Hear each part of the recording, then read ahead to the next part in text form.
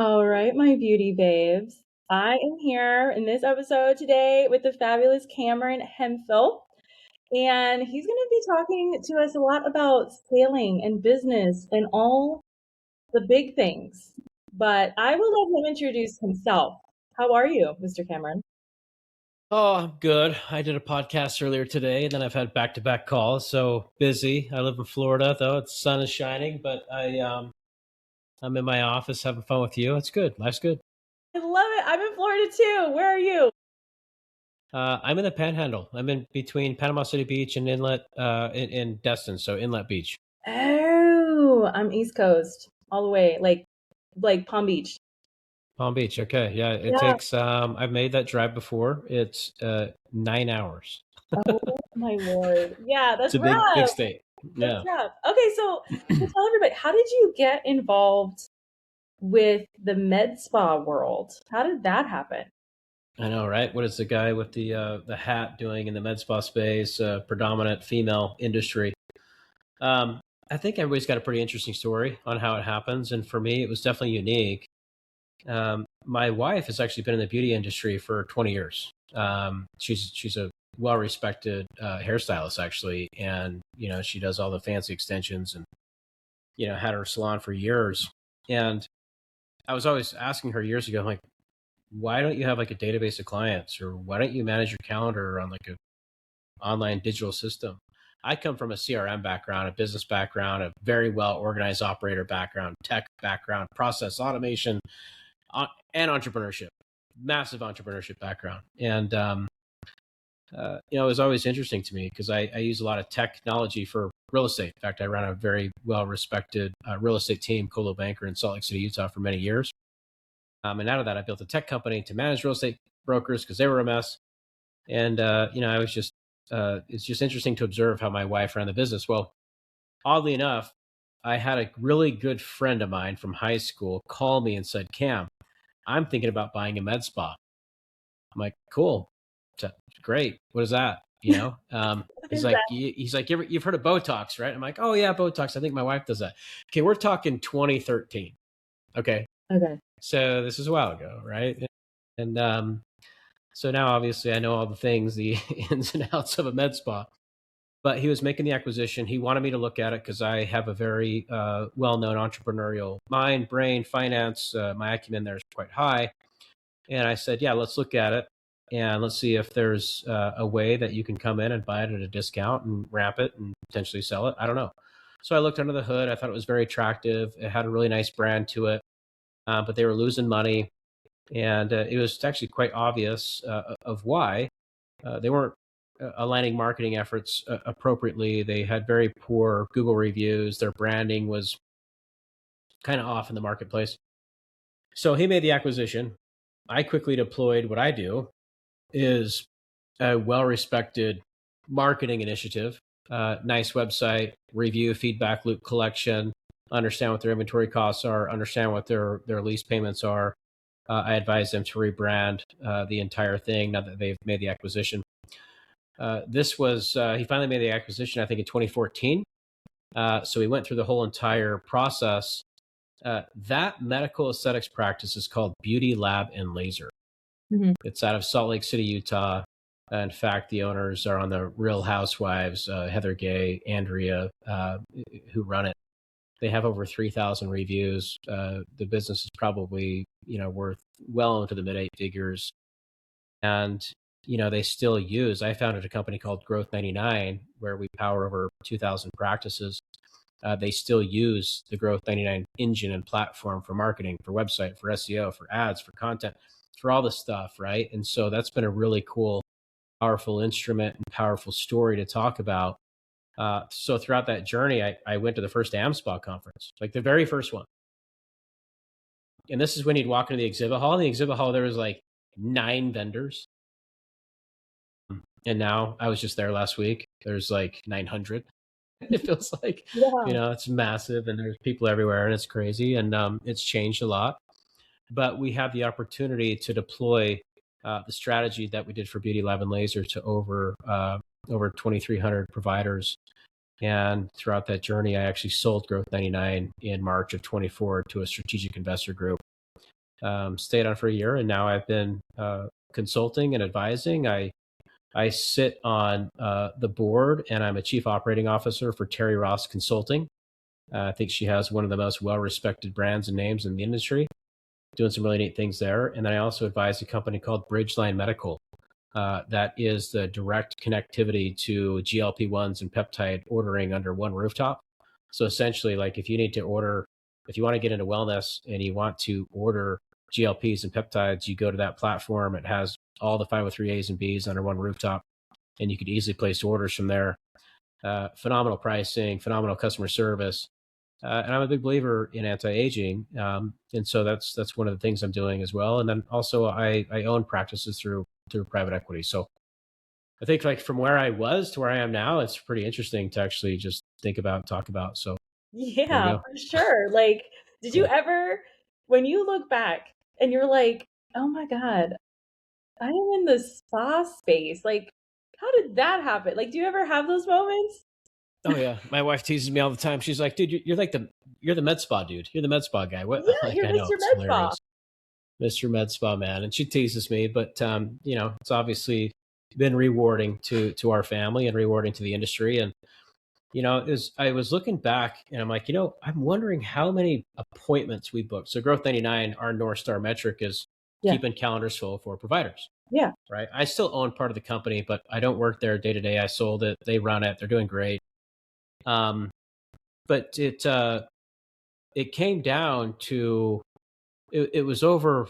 Geez, man, I can't remember the booking count, but the number count in terms of revenue generated was over $50 million in revenue generated for practice owners through our booking portal. Yeah, so that was, I mean, that's, we've helped out, a lot of providers and generated lots of revenue. So it's been fun. So, what do you think, after doing this for a while, what is the common thing that you keep seeing that people come to you and they hire those services and they need the help? What is the one thing that they keep getting it wrong? Well, from a marketing standpoint, is that what you're asking? So from a marketing standpoint, it's look, this is a cash pay ecosystem. You have to be an incredible marketer. You truly do. And I think now more than ever, actually, I still hear people say, I don't feel comfortable on social. I don't feel comfortable on camera. I really think you have to push yourself out there, speak through authority, speak through education, understand what you do. The audience is becoming much more intelligent Hmm. uh, from a patient standpoint, right? There's so much information online now that I think if you were a provider selling injectables, fillers, laser treatments 5 years ago versus now. In fact, I was just on a panel this last weekend talking to some of the well-known providers, and they're saying, yeah, our audience is tremendously advanced when it comes to the intelligence of what they're looking for. So now, yeah, I think marketing is absolutely, I think it's more critical now than ever. And it's not just, oh, let's get a website, let's get a social, let's get a YouTube. You have to be intentional about what you're putting out there and talking to your ideal customer profile. Um, so if it was me Hmm. and I was to go start a practice or buy a practice, um, and I don't want to like sell anything here, but I would go to Growth 99 because they have a one-stop shop for website, for SEO, for spinning up the ads. And then I would either myself or hire somebody to help with my organic social. Hmm. So that's that layer. Yeah. Um, but then you have to convert it. Once the phone rings or once the lead hits, you have to have a CRM or a lead management system to convert it. And Growth 99 does a great job of that too. Can you break down what a CRM is? Because I know people listening and watching, they're going to be like, what is that? Is this math? So what is the CRM? Yeah. Yeah, in simple ways, it's a lead management system that can actually nurture the potential booking. It's the pre-booking environment, right? So you're doing marketing, and someone raises their hand and says, "I'm interested." They fill out a form, or they call the practice. In best case scenario, they book an appointment through online booking. Um, so then it should go into a lead management system to where you can increase the outcome of them actually booking. So your pre-patients sit in CRM, your patients sit in your EMR. What is EMR? Well, that's your patient record, right? Like, We're a bunch of artists. yeah, sure. Happy to. So your EMR, it's it's your patient record. It's your, it's your medical record system. In fact, I don't think you can run a medical aesthetics practice without an EMR. It's probably illegal. So it's a requirement for patient record charting, compliance, HIPAA, all the things. But it's your foundation. It's your scheduling. It's your charting, your patient data. Um, but it doesn't grow the practice, right? It's a warehouse of information. It can. It's they're getting better. There's some marketing benefits as well on some where you can send out mass emails, mass texts, post appointment follow ups. Um, but your CRM and your marketing engine is what helps grow the practice. Okay. All right. So now, with all of that heavy stuff, I feel anybody watching or listening, just go contact Cameron for all of this information. Okay, just do it. What do you feel has been, because you talked about selling companies and you're on a board and you're doing these big things for the industry, which is fabulous. But what do you think is your favorite insult that you've gotten that is your driver into everything you're doing? And it could be personal, it could be professional, because this industry is so intertwined with both. My favorite insult. Well, it's interesting. Okay, being a founder of a company with a serious mission to help so many people, and I founded Growth 99. Okay, I found it. I found the first customer. I found the 500th customer. I built a team. We built it up to, uh, massive market penetration. And when you go sell your baby, sell your company, there's a lot of emotion, and you have to be a genius at managing IQ versus EQ, your intelligence versus your emotional intelligence. It's very hard because you're tied to identity. At some point, Growth 99 was me, and I was Growth 99. Like it was just like it was the same. It was Yeah. the same. Yeah. You become a face, right? Like Michael Jordan is like the face of Air Jordan. Tiger Woods kind of the face of like Nike for golf, I guess, or was. But you become Oh, the face. Yeah, or was based on what you just went through for the 18th time or whatever. But it's you become the face. You get wrapped up in the identity of what you're building, and you become attached. Um, and on one hand, when you go through selling a high performing product that has a tremendous amount of value, and that asset is worth a tremendous amount of capital, you want to be financially rewarded for that transaction. But you also need to be careful that when you do transact, what does life look like after that? Mm-hmm.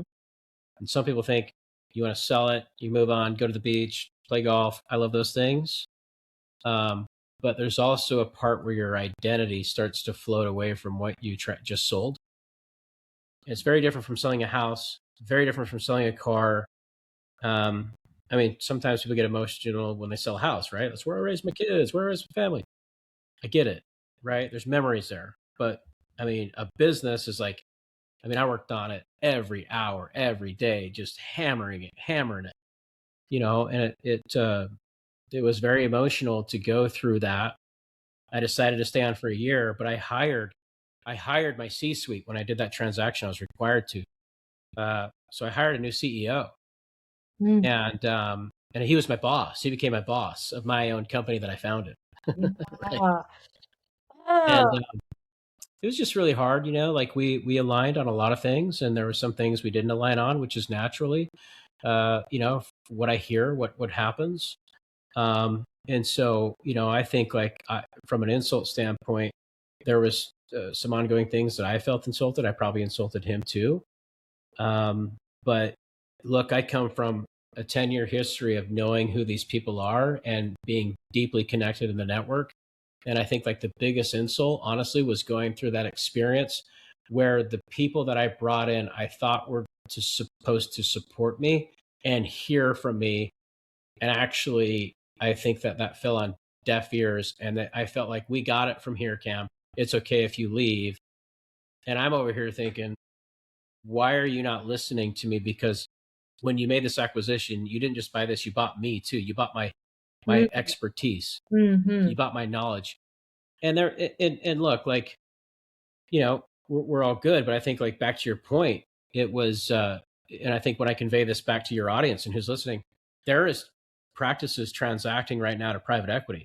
Like, it's happening. It's a great thing. Like, there's a great thing, bad thing, timing is right. If whatever, when you sell your practice, you want to sell it for the most amount of money. Find the right partner. Make sure it's right for you. Make sure the deal structure is right for you.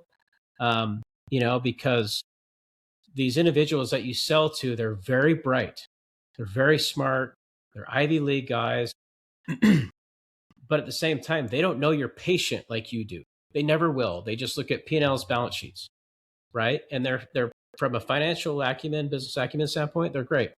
But you also need to vet them as much as they vet you. Yeah.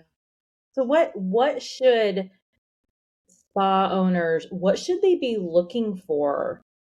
Because you mentioned that you had to hire a CEO, like, you were the CEO, you were the guy, and then you had to replace yourself. What do people need to look for to make sure that this legacy that they have built from the ground up continues in a way that they'll be able to sleep at night? Yeah. No, it's a good question. It's you have to be ready and prepared for it. And I would have, whatever your next move is, I would start looking at what your next move is. So if a PE group comes in and buyers a practice, typically they're going to want that provider to stay. Like, especially if that provider is bringing in, $1 million a year in revenue. In fact, like, that's a massive requirement because of what they call as key man risk. They don't want to make an acquisition. Let's say the practice does $2 million a year and two providers are bringing in 80% of the revenue. Those two providers bail, the business is like just lost 80% of the revenue. Right. So, you have to realize what life looks like after acquisition, and your bank account looks very attractive, but all it is just digits on a screen, and there's life outside of that, and you need to make sure that you are prepared for that. Look, I know people that have gone through, like, tremendous amount of emotional stress, and I know some people that have ended their lives after they've sold their company, and they're wealthy. It's so I think just be prepared for what life looks like after that, and be serious about it, and know what that looks like, because you're not the one that's calling the shots. You're still part of the team, and maybe you call some of the shots, but you have to be okay with bringing in new partners, and be prepared for that, and be open minded, and have a tremendous amount of communication, upfront conversations with your peers and the people that come in. Because what's interesting is everybody is aligned. They all want to grow the business. That's why they bought it. So you're actually aligned, even though personalities and conflict and maybe different positioning of the market and how you do things is different. You have to just realize that people have a different approach and they have different personalities, but you actually are aligned by the end of the day by wanting to grow the business. And so, just experiment with what life looks like after acquisition.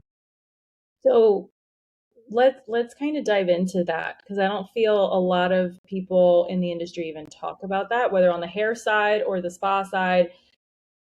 It's almost like people are afraid to exit, to close this chapter, because it is such a strong identity, whether you're a stylist or a med esthetician. How do they mentally prepare?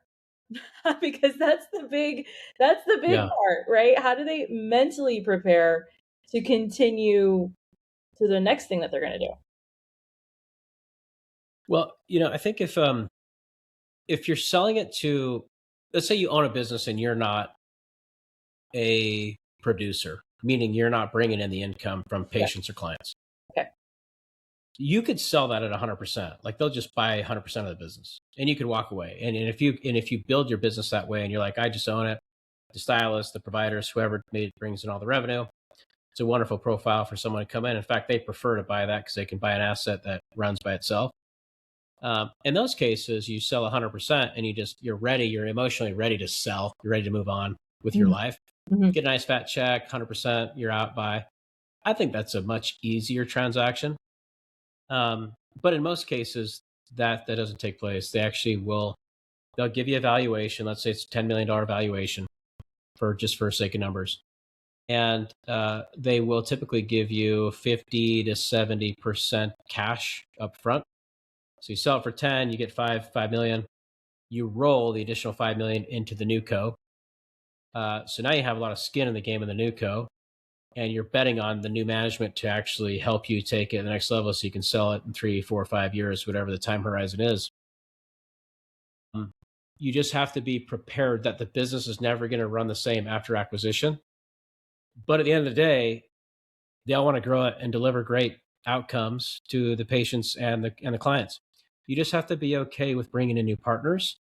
I would have conversations with people that have gone through it and ask them what they would do differently. What were some of the positives and some of the negatives that they went through and what they would do differently. Okay. What has been your biggest failure, and what did you learn? It's a big question. I don't fail. No, just kidding. I have been waiting for somebody to tell me that. No. I don't know if I could pinpoint it actually. I do.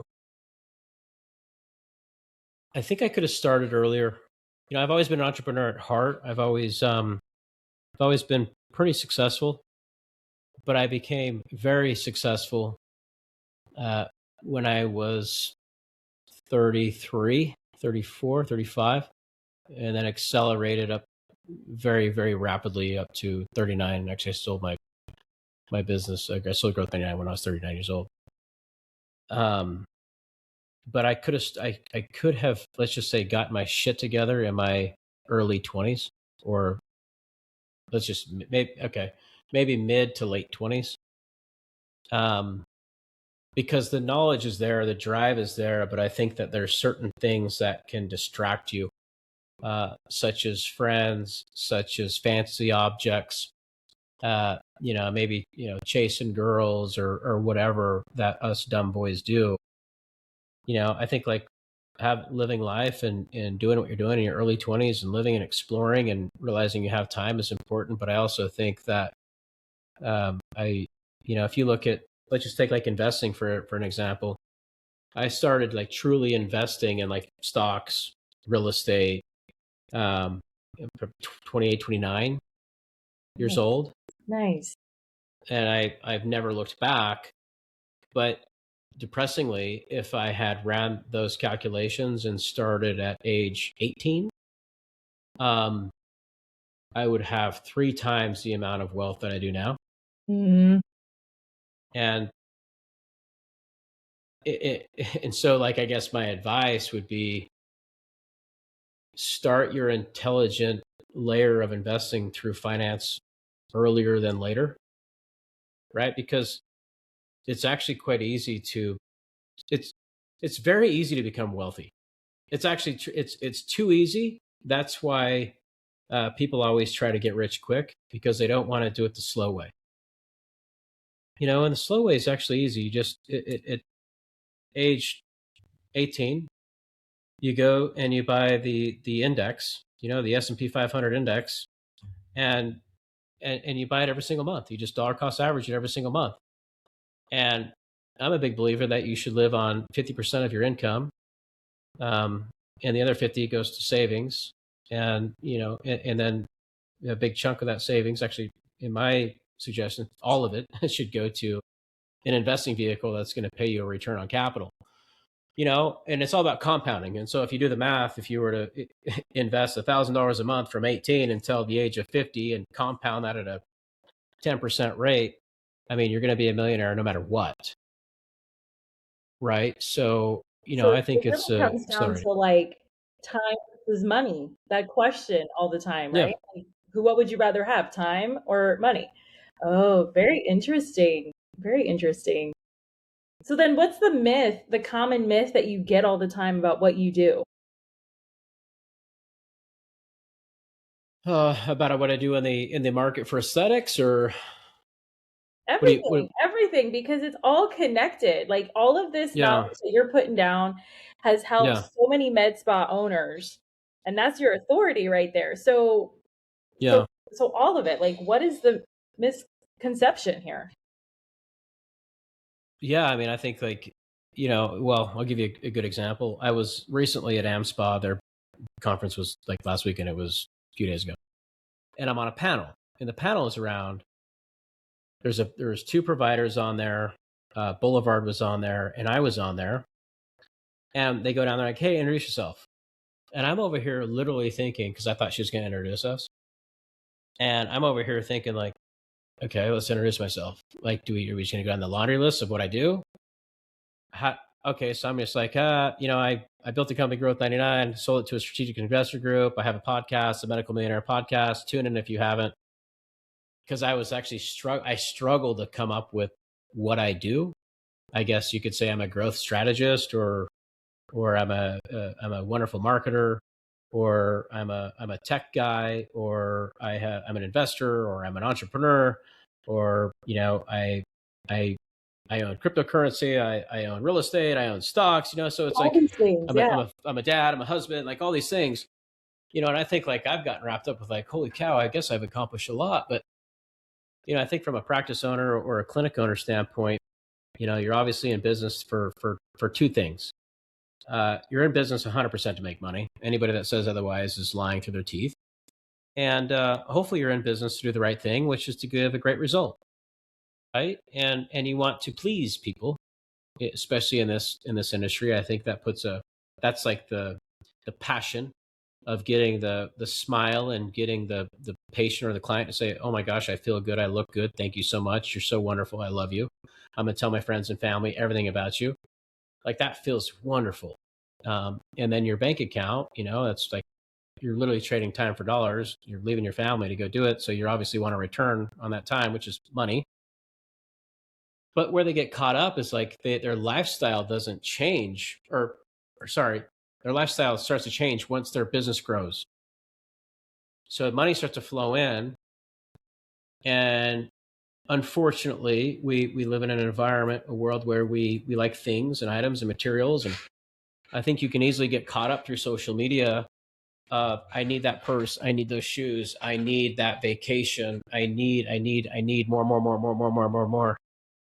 And as your business grows, your expenses grow with it, and so look, I don't really teach finance. I'm not, I don't give that advice. I'm not licensed to give that advice, but I have been investing for a very long time. And, it's one of the most rewarding things I can do is actually buy part of the economy. I buy it every 2 weeks, and I've watched that grow into a snowball that is unstoppable. It's like unpenetratable, and I would encourage all practice owners to start thinking that way. Mhm. Like Mhm. you don't have to spend all your money on materials. Take a piece of it and turn it into something that creates a snowball effect where you can watch it compound. Yeah. All right. So now, with all of that, because it is kind of heavy, what how do you nourish yourself? Mind, body, soul. How do you take care of Cameron? Yeah. Well, I just do podcasts every single day. So no, just kidding. um, well, I'm an early riser, and I'm definitely a habit of or a creature of habit, routine, Mm, big time, big time. I don't know where it came from, but I'm definitely like OCD for sure. Like my house is always spotless, my office is always clean. Maybe it came from having an unorganized childhood. I don't know, but I wake up super early. My alarm goes off at 4:20 a.m. Monday through Friday, and it's not because I need to roast a bull or anything for 4:20. It's because it's there's a reason for it Yeah. because look, I hit snooze once, and that's 9 minutes on the iPhone. So then I actually get up at 4:29. I like to be up at 4:30, right? And I like have a crazy routine. I just do, and it's I have my mushroom coffee. Nice. I have my goals that I go through. I stretch. I roll. I have one of those lacrosse balls that I get in my Yes. back. Those are And major. that thing has saved my life. My gosh. So I do that. I do this every single morning. I go through my goals. I do a prayer. I do manifestation, where I go through like myself and my family, and I go through that whole process every single morning. And my gym opens at 5:30, so I drive to the gym. Uh, I work out there. I'm usually the first one there, and I work out. I run, and then I go to the sauna and I do a cold plunge. I come home, protein shake, take the kids to school, come back to the office. And so that's literally Monday through Friday how it goes. And I feel like that's my time. That's my nourishing time. That's what fuels me. And then even on the weekends, most people don't set alarms for the weekends. I do. I get up at 5 a.m. on the weekends. And it's not because I'm like the coolest, baddest guy. We got to go, go, go. It's what I get done on Saturday morning between 5 a.m. and 8:30. I'm going to crush everybody. It's because they're sleeping in, they're hungover, whatever the hell they're doing. I don't know. I don't care. It's not my deal. I know what I'm doing. Yeah. But there's no emails, there's no phone calls, there's everything's just calm, Yeah. right? Yeah. And I like it's everything that I almost like didn't want to do for the week. Hmm. I just knock it out in those hours, and then the family gets up and we spend our time together. Or I'm lucky enough to play golf. I love golf. I go to the beach, love the beach. Um, yeah, and that's also Sunday too. So, I think like it's that morning repetitive discipline, uh, that keeps us going, and I would say that that's what helps me stay nourished. Absolutely. And I heard you say prayer. So are you is faith a big deal for you? Or is Yeah, that absolutely. exactly. Yeah, Okay. faith's a big deal. We come in spurts. Like we were hitting church every single Sunday. I feel like summertime throws us for a loop. If we travel, throws us for a loop. Right now we hit 2 Sundays a month, and our church is phenomenal. In fact, I have my daughters. One is 9, one is 12. I think it was last summer or the summer before. We all got baptized in the ocean together. How beautiful. Oh my goodness. Yes. I love that. Yeah, it was magical for sure. Yeah. Yeah, so I think like that's a big piece of importance to us and our family, and who we are, and our family values keeps us connected, Hmm. especially with girls. Girls, my gosh, 2 daughters, and they're getting older. um you know I, they don't have phones, not allowed to have phones, and but social media, their friends have it and all this stuff, and you know boys are around the corner. So I think it's really important to bring God into their life, and to bring faith and humility into their life, and just really any way I can delay something from a boy, I'm gonna do it. Just who I am as a dad.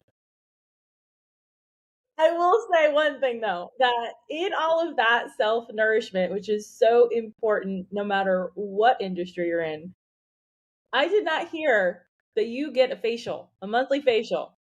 Shit. How important is that for you, being Mr. MedSpa? Yeah, you know what? You bring up a great point, because I'm okay at getting treatments done. I mean, I take the peptides. I took my trizepatide, microdose this morning. In fact, I was just in Utah, so I still have a house in Utah. Okay. My family's there. We go there either spring break. It's kind of funny. You live at the beach. Now I go to the snow for spring break, which there was no snow there this year, so whatever. It's okay. The But West is being revived, so this is cool. yeah, Good. yeah. I went to Beauty Lab and Laser. I had 78 units of Botox done. And then I also had some filler put in my chin. My wife says, I want you to get the chin to win. I think I maybe need some more. So, but I'm like the guy that goes every 3 months. So maybe that's okay. I do get a massage once a month. The lady comes to the Yeah. house. Nice, nice. Yeah. Yeah. I do have a gal that cooks for me every single day. So that's legit. Cool. Love that. Well, she comes on Monday mornings. She cooks all the meals for the week, Nice. right down to the macros and everything. And she goes grocery shopping. Gosh, it's the best thing ever.